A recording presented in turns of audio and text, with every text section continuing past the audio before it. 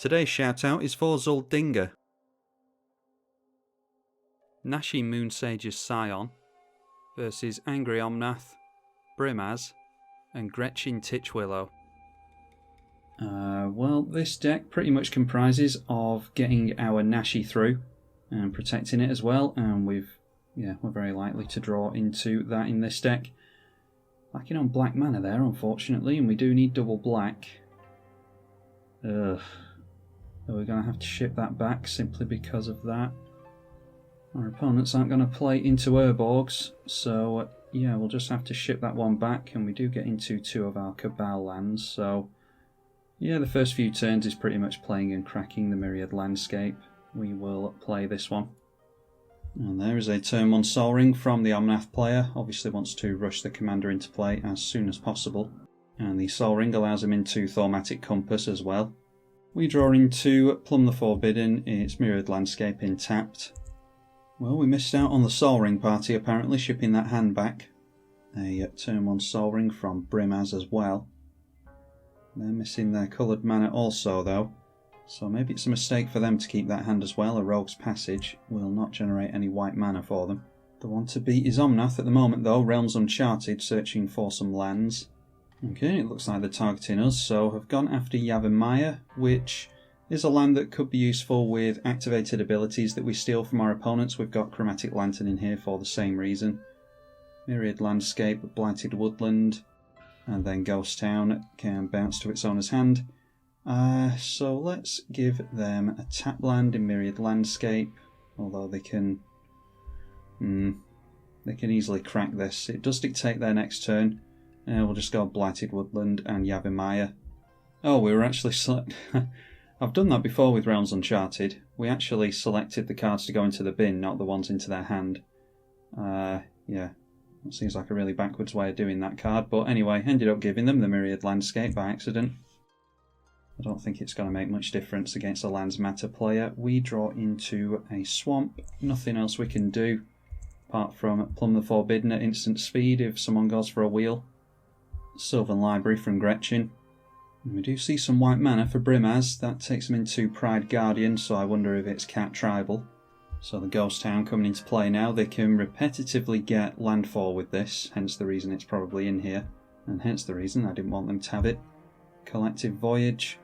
Each player may pay any amount of mana, and each player searches their library for X basic land cards, where X is the total of mana paid. So if they put 4 mana into this, I mean, we're getting extra lands either way. So I think we'll just not pay anything into that. Have a feeling that the Brimaz player might pay into it. So X is 4 at the moment. We're going to get a surplus of mana. I am not going to pay any more into that. And yeah, the white player is paying into it. So I think we'll go for Plumb the Forbidden this turn and try and get into some evasion for the Nashi, because we do want to be playing it on turn 3 and swinging in on turn 4. Hope that we would get it out sooner than that, but hasn't panned out this game unfortunately. So the total into X is 7, and we're going to search for 7 basics here. Argument to be made for saving the Plumb the Forbidden, because we could go Grey Merchant of Asphodel just to draw another card, sacrifice this to the Plumb. Yeah, but I think we're best just doing it here to further maximise our mana and just really hope that we don't draw lands. Much more less chance that we're going to draw into lands now that we've just ramped so far ahead. The Thaumatic Compass is now going to trigger, and that turns into the Spires of Oreskos, so a Maze of Ith that taps for mana. Let's play Plumb the Forbidden for only 1 card, and get into more ramping. Sword of the Animist. Would really like some haste, to be honest. Okay, feed the Swarm. Not particularly worried about any enchantments at the moment. Ghost Town is going to activate and bounce back to Omnath's hand. So I'll go Cabal Stronghold just to try and draw out Strip Mines and stuff like that. We get 8 mana from the Cabal Stronghold. We will drop the Nashi from the command zone. Might as well play Sword of the Animist and equip that as well. And then equipping Sword of the Animist to give +1/+1 and a Rampant Growth whenever we attack him with our commander. Can't do that this turn thanks to the lack of haste, unfortunately. We will sacrifice the Myriad Landscape while we've got a surplus of mana as well. So not playing quite as quickly as I would like, but I'm hoping that we can get through anything our opponents do. It really entails us getting into some evasion for Nashi, of which there's plenty in the deck. Ruin Crab now and straight into landfall, so I'm glad we didn't see that before Collective Company, or what is it called? Collective Voyage. What did we get milled there? Of course, an evasion card, that's what we were going to get into next turn. Sol Ring, Reanimate as well. Got milled further with Rampant Growth, so seeing the back of Solemn, Strip Mine and Animate Dead, so our 2 targeted reanimation spells gone down. And Kodama's Reach will be more landfall. Really unlucky that we're seeing mill from our opponent and losing our reanimation spells there. Cavern of Souls this time, Haunted Crossroads, and Gonti as well. And then we see the commander, Getchen, Titchwillow. Another commander, 3 in a row here, Brimaz, King of Oreskos. And I dare say we'll see Omnath next turn as well. Very much looking like it is Cat Tribal, that is Set's Tiger. Gain protection from a colour of your choice until the end of the turn. So just playing that for the sake of playing a cat by the looks of it. Down to 3 cards in hand, it's Sacred Cat this time. So there we are, 4 on the trot, Omnath, Locus of Rage hitting play. And still a surplus of mana, although left quite a bit of colourless up. Probably go for the Myriad Landscape here. Playing a Terramorphic Expanse, so that alone will make a couple of 5/5 elemental tokens. First cracking the Myriad Landscape to make a couple of elementals, so that's 3 in total, including from the Terramorphic Expanse. And playing a Young Pyromancer to double up the tokens that are being made here. Every instant and sorcery they cast will get them into a 1/1 elemental creature, so you wonder if there's some elemental tribal in this deck. Did crack the Terramorphic Expanse for another land, so ending the turn with 4 5/5 elementals.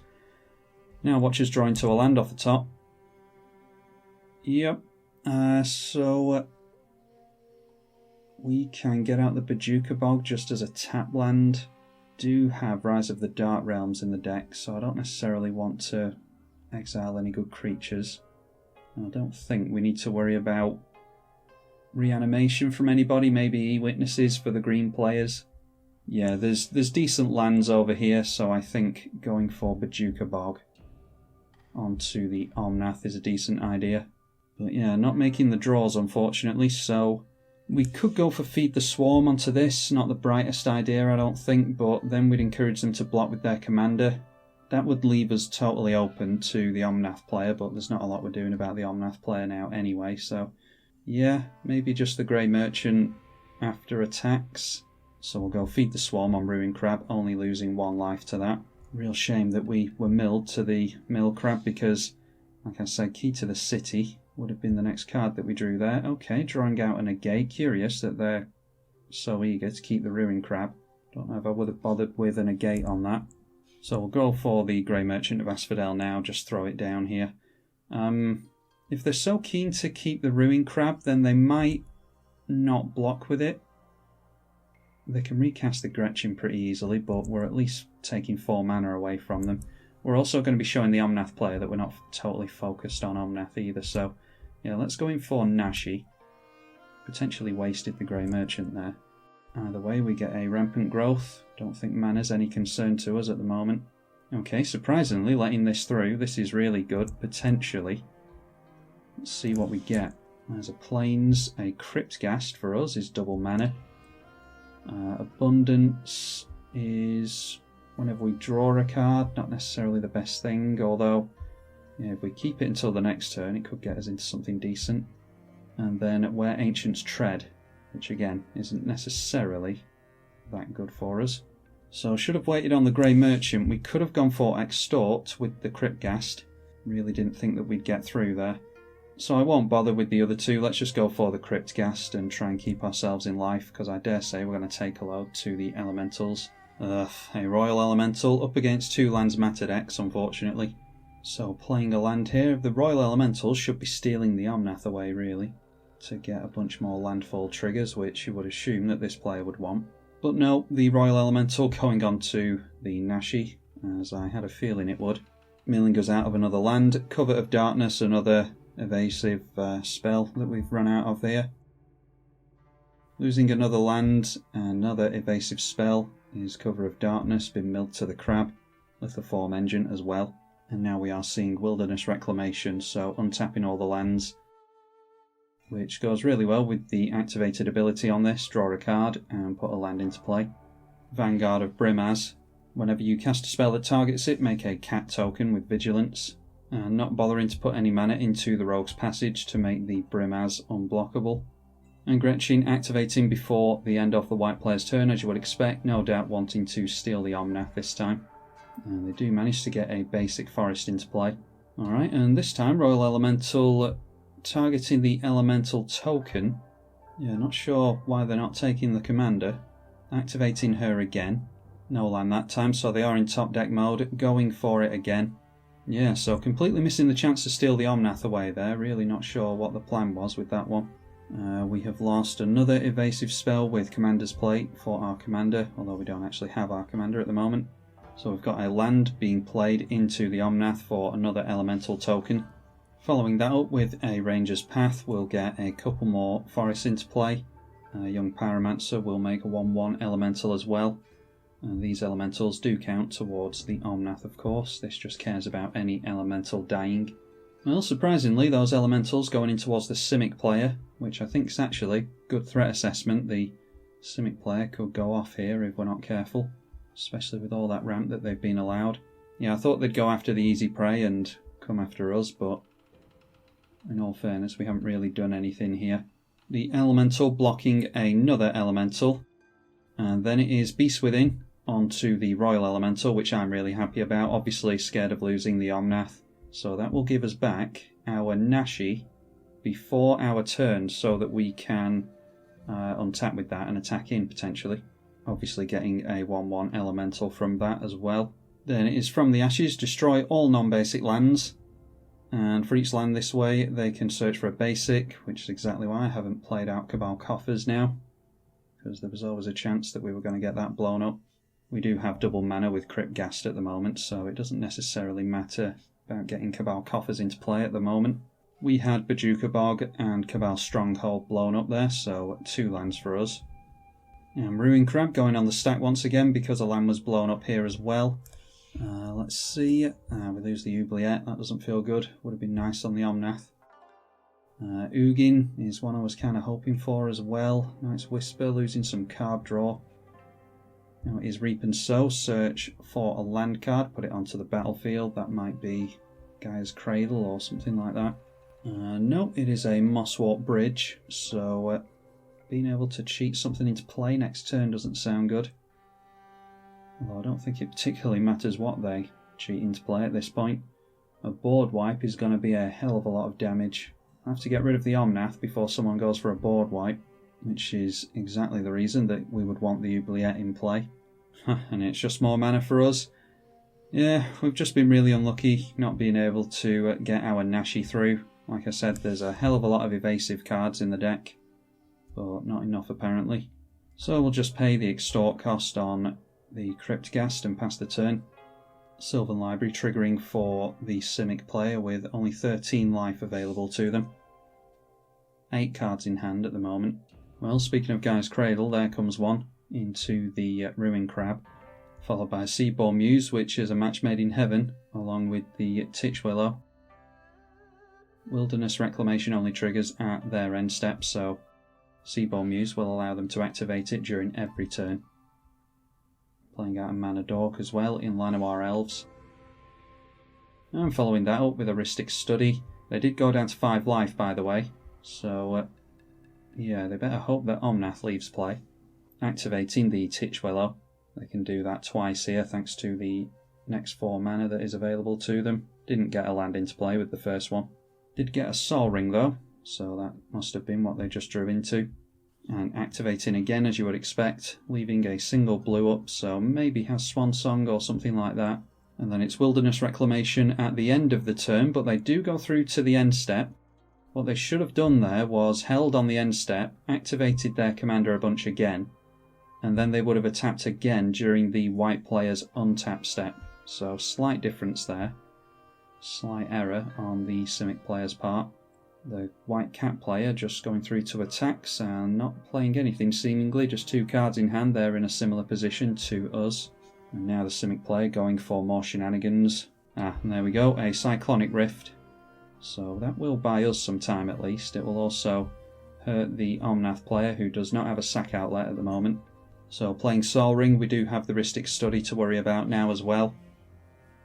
Although they've basically got as many cards as they could want because of the Seaborn Muse and Titchwillow interaction. They're at 4 cards at the moment. I think the Omnath player just played into, or paid into, the Rhystic Study there. Looks like Omnath's coming back into play here as well. So there we are, seeing Omnath and not seeing any counter magic from Titchwillow. Do pay into the Rhystic Study. Oh, I thought we'd gone through their phase, so yeah. Counter spell onto the Omnath. I think that costs 9 now. I don't think we've seen Omnath go down yet. So now playing out the young Pyromancer. So at least the Simic player is down to 5 life, but not entirely sure we're going to be able to do anything about it. And especially not if we keep just drawing into lands. So we'll drop the Cabal Coffers here finally. Play into the Cryptghast. No reason not to pay for the Rhystic Study here, of course. I don't think that they did the Seaborn Muse thing there. I don't think they tapped out into their commander like they should have done. Could have been close to refilling their hand there. Then we can go Jet Medallion and pay the Extort cost. Just need to hope that we keep the Cryptghast in play. If we cast 4 more spells with Cryptghast, then we do take the Simic player down here. Oh, actually we've got Grey Merchant for our opponent to worry about as well. So we'll drop the Sword of the Animist. The Simic player paused here, not sure what their plan is. Maybe going for some card draw to try and deal with the Ghast. Alright, there we see the Beast Within. Extort is still on the stack, so we can still pay for it. So sending them down to 3. And Grey Merchant will deal with them. They can try and draw into some counter magic still though. Yeah, so we'll go for our commander. Okay, Grey Merchant does enter play. I'm not sure why they're not trying to draw cards here. Maybe they can counter a triggered ability.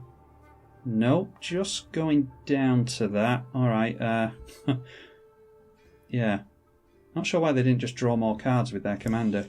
Maybe there's something stopping them from doing that I'm not realising.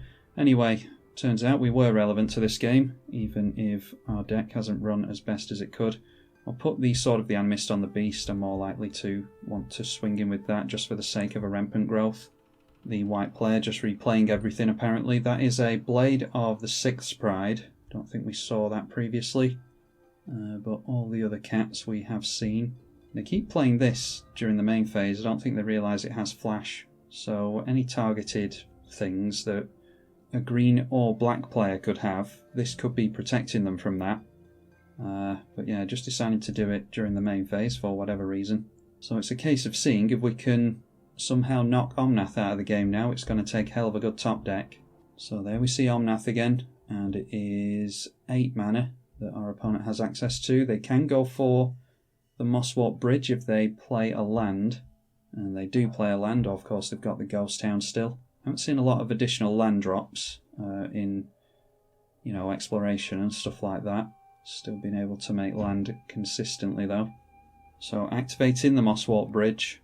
And turns out, speaking of which, that was Azusa, so can make additional lands here. Only 2 cards in hand though, but that doesn't matter with Ghost Town. You can bounce and replay that 3 times, as long as you have Azusa. And it's Nylea's Intervention, where X is 5. And they've gone for searching for X lands. So it looks like they grabbed themselves a High Market, which is the first sack outlet we've seen.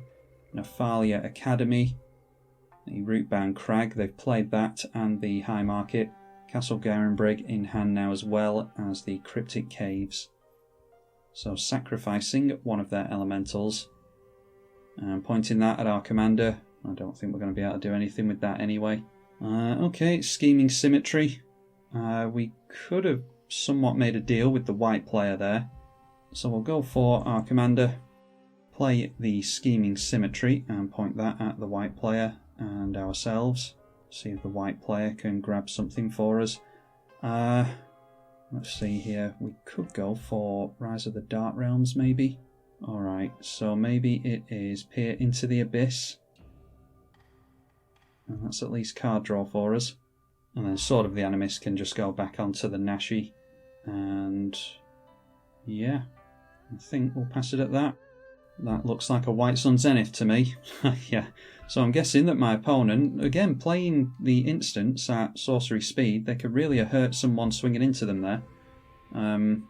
But yeah, it looks like that's what they tutored for, as opposed to a board wipe, so I think that might be enough to redirect the Omnath player towards us. And we're likely going to lose Nashi again next turn, thanks to the high market. I was hoping that we wouldn't get round to seeing Omnath again this turn. We see an Ancient Green Warden now, so this is going to trigger landfall an additional time. Playing a land straight away, there's Tech Edge, so goodbye Cabal Coffers. It was an uphill battle before, but it's going to be an even bigger uphill battle now. So Tech Edge going on to the Coffers. Another land comes into play, it is Cryptic Caves. Then sacrificing an elemental to the high market, and blowing up the Blade of the Sixth's Pride as opposed to our commander, curiously. Sacrificing the Cryptic Caves for a card draw as well. Broken Bond is destroy an artifact or enchantment, and that's pointed at the Sword of the Animist. Doesn't particularly matter at this point. They threw out the Nephalia Academy there as well. And out comes the Tech Edge again. Not sure how they got that back actually. Anyway, after that, going for the Rampant Growth. And down to one card in hand. And we do know that they have a Castle Garenbrig in hand actually, which is why I keep track of these things. So the last card in their hand is a land, as long as I have kept track of everything correctly. Now the Elementals going into the red zone, going against the white player. I was hoping that we'd be able to go Peer into the Abyss onto the Omnath, knock them down to 14 and then have all the cats go wide, but yeah, they're doing a bunch of blocking here anyway. They're just throwing away extra cats for no reason here. I think we've got a more casual player. Yeah, so one of the Elementals is going through.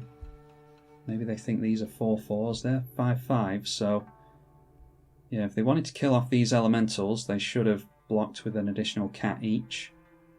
As it stands there, just losing 2 cat tokens for no reason. Anyway, we are drawing our card here. Unfortunately, have to tap out pretty much into Peer into the Abyss. Well, we'll drop a Swamp and go for it. Still got 10 mana up. I'm just not entirely sure what we're going to do with 10 mana. So down to 34 we go. We've got Rise of the Dark Realms there, a board wipe. Got double strike on the Fire Shrieker. I don't know if it particularly matters about that now. We've got double mana from this, which could matter. Alright, so we'll drop the Mana Crypt. Throw down the extra planar lens as well. Then this will give our creature evasion. I don't think there's any reaches or flyers in play. That has reach, that's relevant. So maybe we just go for the boots instead. That won't help us against the white player though. Yeah, we'll just go for the boots here and equip that onto our commander. And we don't have any of our fast shooters either. We haven't been very lucky here, unfortunately. Don't have any haste for any big creatures. So I think it might just be Rise of the Dark Realms this turn. We'll swing in towards the Omnath player, hit with our commander. And now we get a Raminap. Thought Vessel is useful. I was just thinking of cracking the expedition map for the Reliquary Tower, although we might have played a land this turn already, I can't remember. So yeah, we'll pay 2 life into the Thought Vessel, and then I think I will go for blowing up the Omnath, because I can't really play a board wipe into all those elementals unless Omnath is down. They do get a lightning bolt from the Omnath, which I dare say will go onto our commander as punishment for that, and it does. So we will not put it into the command zone because we're about to go Rise of the Dark Realms. Let's just check our mana here. We've got Damnation mana floating there. 6, 7, 8 and 9 is exactly enough for Rise of the Dark Realms, which is 9 mana. Oh, but of course everything costs 1 less as well, so we've actually got a surplus of mana. Get rid of some of that colourless. So that is the board successfully wiped. And after that we can play Rise of the Dark Realms. And we're actually going to get a Azusa here as well, aren't we? So we can make a bit more mana before the turn ends. And Healer of the Pride, that is whenever another creature comes in under your control, gain 2 life. So I'm not going to auto-yield to that because, yeah, we're potentially going to break the client here. We've got a Solemn Simulacrum, a Set's Tiger, the Gonti, Grey Merchant of Asphodel as well. I will point Gonti at the white player, try and get a swords or something. So gaining a boatload of life from Healer of the Pride. We're at 34, I think. Oh, the Omnath player's scooping, yeah. That's what I thought would happen, unfortunately. Anyway, we're going up to 34. Not sure what our life totals are going to be. Didn't count the triggers. But taking that Azusa with them could hurt us here. I don't think we're going to struggle against the white player, in all honesty, but we lost some additional landfall triggers there, which could have been relevant to us losing this one, or winning it. So we end up at 76 life, and then Grey Merchant will send us up to 85. I have no choice on who we point the Gonti at. Good job we didn't point that at Omnath, actually. That would have been a waste of that trigger as well. So from this, we have a choice of some lands, including Sandstone Bridge, Flying and Hexproof, a big cat. We'll just take that one. Give ourselves protection from white. Solemn gets us a land. It's noteworthy that there's only going to be 2 more basics left in the deck. We'll go for the Sensei's Top and spin that. Our lands are tapping for 3 now, thanks to Crypt Gas coming into play, so we will extort our opponent. Going up to 88, our opponent down to 14. So now Necropotence, getting into the cards now. Sangromancer and Strionic Resonator. Don't really care about Necropotence or the Sangromancer. We'll draw into Strionic Resonator next turn. My opponent said in the chat that it's not over yet, so I'm assuming that he might have a board wipe here. And he is right, shouldn't scoop until it's over, and there we go. So the Omnath player still would have been in it. Far too trigger happy on the scoop button. So we lose our commander again. Nothing we can do about this. Put our commander in the command zone this time. We will draw another card with the Solemn. So obviously knew what we were drawing into there with the Strionic Resonator. I don't know if I'll bother spinning the top again. Cleansing Nova. Ugh, wow, they really did have it. Blowing up all the artifacts here, I dare say. I'll save the top by drawing and putting that on top. So yeah, putting us right back to square one. They go to their last card. It is a flyer as well. I was just thinking that we can fly over them at least, but there we go with a flyer. I think it is ours to win here, but you never know. Our opponent might get into some really good top decks. We don't have an infinite hand size anymore, so it might be worth going for the Reliquary Tower. But that Cleansing Nova really would have played to the benefit of the Omnath player with them being a Lands Matter deck, so yeah, I wonder how it would have turned out if not for that. Obviously drawing to the Sensei's Top again. We've got a card on top that I'm not bothered about. Oh, it's Necropotence, isn't it?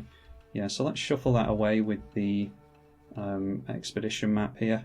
Only 4 lands in the deck, a couple of basics and a couple of fetches.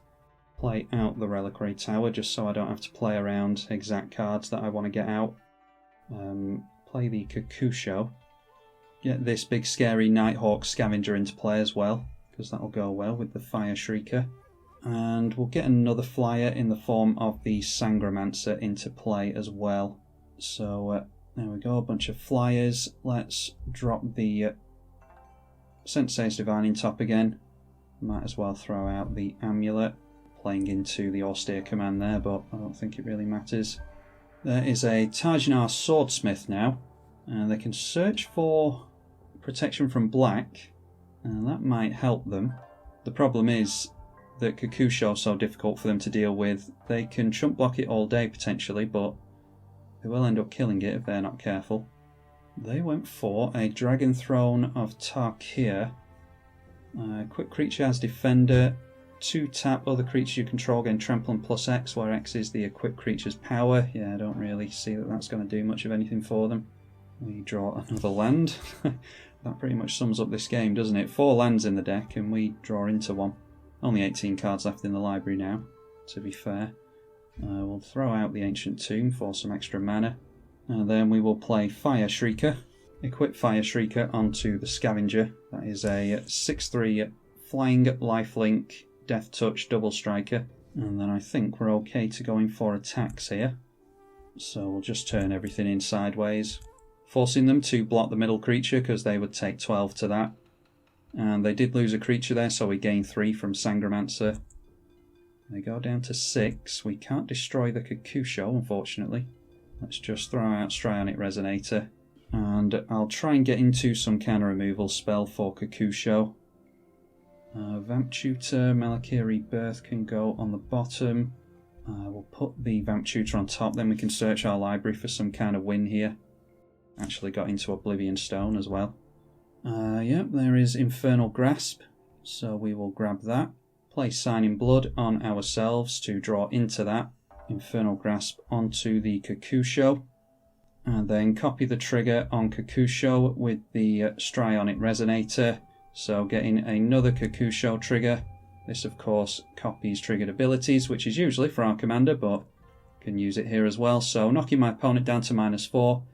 A massive thank you to First Blue Monkey for playing that out because, well, the other player didn't and it might have gone their way.